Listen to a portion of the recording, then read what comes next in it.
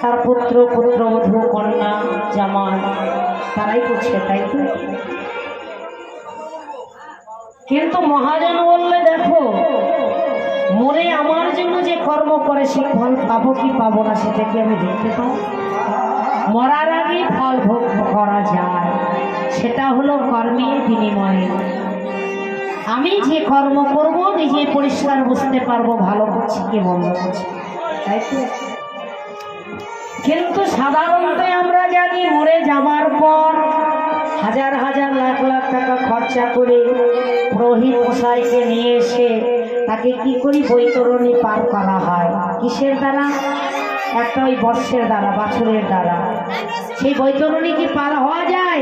মহাজন বললে শোনো, ভব নদী পার হতে গেলে একমাত্র গুরুর চরণ আশ্রয় করে সাধু বৈষ্ণবের সঙ্গ করে মধুমাখা কৃষ্ণ নাম করলে অনায়াসে পার হওয়া যায়।